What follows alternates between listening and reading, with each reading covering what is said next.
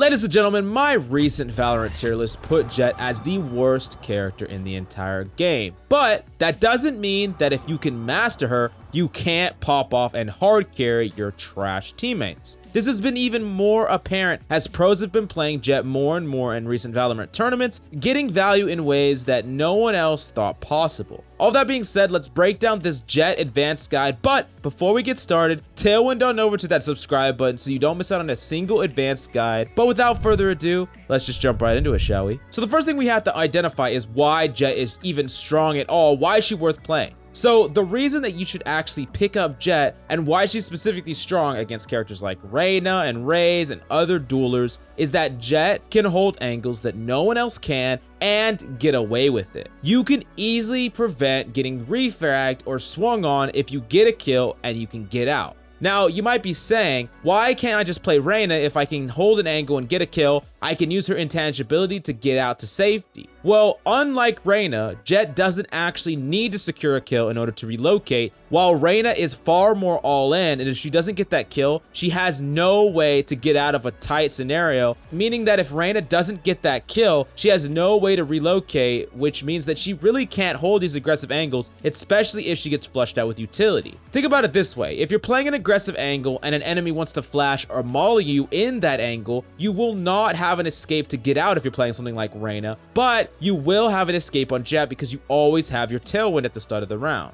Now, this is a really important aspect at higher levels because many characters won't even play in tight corridors because it's a huge liability in case enemies flush it with utility. For example, the lower levels, let's take the map Bind for example. A lot of players, when the game first started, would often hide in hookah. The problem is, if you just hid in hookah on defense, if a breach stunned you or flashed you or mauled you, you had no choice but to either run away or you could just get caught out and killed altogether. This has slowly made it that far less players will even hold this corridor, and almost no one will camp it altogether. JETT is the biggest exception to this rule because she can effectively hold these close sidelines, and if an enemy, one, doesn't check with utility because they just don't think an enemy would actually play there and they don't want to race their utility, JETT can easily punish that, and two, even if they try, she can get out safely. So the big takeaway for you is this: with really tight gameplay on JETT, you can create value simply for existing, as enemies will be further incentivized to check every single corner and cubby because JETT can essentially guard any angle and get out safely.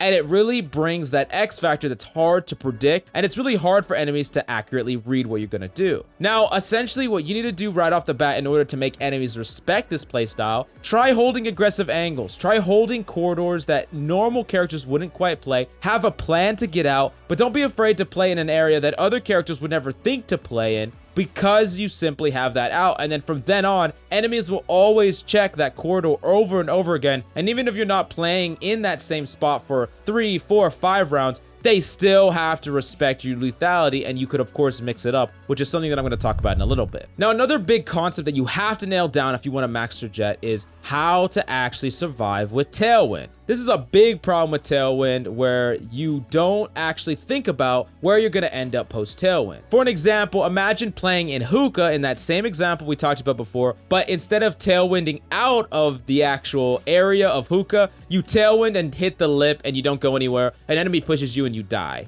Or maybe you're playing inside double doors of Haven, an enemy pushes in and you just tailwind into a wall or a box and someone just kills you. You want to be positioning in places that allow you to reset successfully after a kill, and it makes it incredibly difficult for an enemy to chase you. Think about holding an angle where you're not actually tailwinding farther away from an enemy's LOS. Instead, you're actually tailwinding completely out of their LOS. You're not making the distance between you and them farther, you're making it so that they cannot actually see you after the tailwind is completed. This is an important distinction and one that you really need to understand. Now, another powerful way to use tailwind is to actually use it aggressively to take duels. You secure a burst on the enemy, and the second you either get the kill or you know you executed a proper burst, you instantly tailwind to the right or left behind natural cover. This is a way that you can get a kill and prevent an enemy from trading out with you, kind of doing a mock Reyna impression where you get a kill and you can quickly relocate. Now, speaking of mix-ups, JETT is the god of mix-ups. You can play aggressively, defensively, you could stay in default for an opportunity. There's a lot of different ways to play JETT, and I'm not going to pretend that you can only play her linearly because she's probably the most dynamic character in the entire game. She doesn't have to be playing with her team or playing in a flank style. She can mix and match all sorts of different styles. Now, the ability that's the most important for you to save and play around is, of course, your TAILWInd. It helps you get out of sticky situations and trade for kills favorably. It is your most powerful ability, so one of the most important things you need to master right off the bat are things that can help you save your TAILWInd for when you actually need it or when you're forced to use it. So for example, you should learn how to 180 different flashes, like potentially Phoenix's or Breach's flash. If you can learn how to 180 dodge it and 180 back, that could be a way that you don't have to waste your TAILWInd for those kind of abilities, because realistically, you don't want to have to trade your TAILWInd, which is a far more powerful ability potentially, for one single flash. On top of that, you can use less impactful abilities like your updraft in order to dodge things like Molly, get your feet off the ground, and potentially relocate out of that damage source. Now moving on to Jett's ultimate. Jett's ultimate allows her to get full use out of her mobility because it's dead accurate even while floating with the primary fire.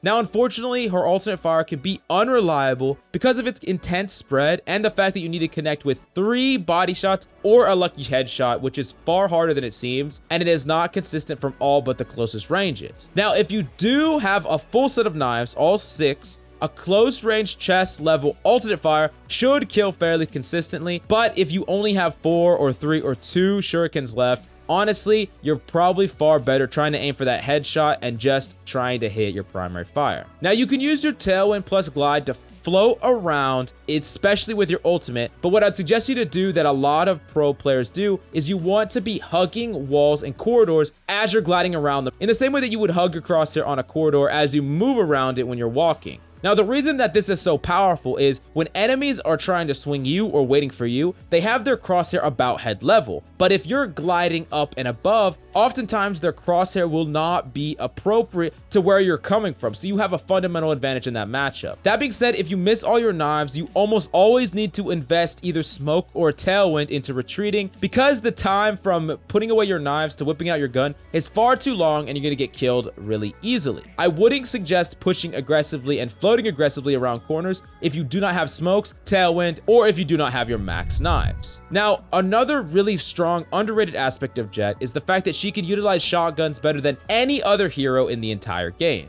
She can hold tight corridors like we said before, and it can allow her to get tons of kills and escape after she clears some kills. Keep in mind that if you know multiple enemies are pushing and you're holding some tight corridor, after you secure the first kill and you know that you have to TAILWInd past other enemies' LOS, it's usually better to kill the first person, smoke down, and then TAILWInd away, because it makes it a lot more dangerous for enemies to chase you through the smoke because they don't know if you're camping them, and you also block their LOS so they can't easily follow up on you as you try to make your escape. Now, the next thing you need to think about when playing Jett with shotguns is that you're actually fairly accurate when you glide and shoot, kind of in a similar way of the gliding and using your ultimate, but from not as far of range, of course. Now, in my opinion, there's actually 3 really good uses to use your kit, your mobility kit, and a shotgun to punish enemies. So firstly, of course, you could punish a reload. Now, this one's really risky and has a great deal of timing in order to perfect this, but keep in mind that you can listen and hear a reload from the enemy audibly. So if you listen and hear that reload sound first start and you instantly TAILWInd in,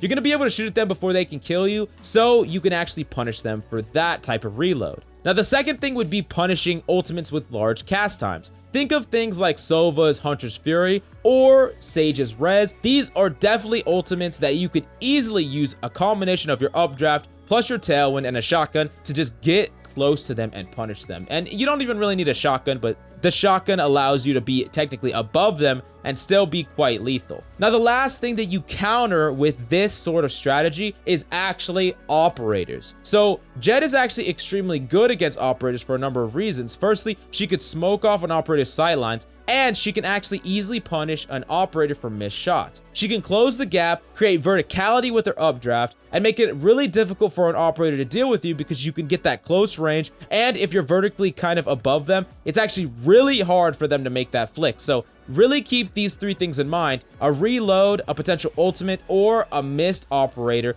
These are all scenarios where you could potentially push up on an enemy and punish them aggressively. Now for Jett in particular, she is not only good with just shotguns. Other guns fit her style far more than other characters. For example, operators are really good with Jett because they allow her to take aggressive peeks and still have a way to get out post-trade, and with her ultimate, she has a built-in close-range weapon to use in a pinch if she kind of pops off, gets a couple of kills, but there's multiple enemies pushing her. She has her ultimate. She can invest her ultimate because she really doesn't want to give up the op, and it's worth it trying to clutch the round. Now, furthermore, in my personal opinion, I actually do think that the Phantom is generally better with Jett than the Vandal. Now, I do know that there's a lot of controversy as far as which one is better, and personal preference definitely plays a big role in that, but the fact that Jett wants to fight naturally from closer ranges, she does like the fact that she could smoke off certain sectors and even wallbang through it, and the fact that the Phantom is silenced and has more of a clip means, all in all, I think her playstyle is far better for a Phantom than a Vandal generally, unless you really plan on fighting longer sightlines. Speaking of sightlines, make sure you put your sight right on that subscribe button and snipe it right now, because we need to get to 50k subscribers right away.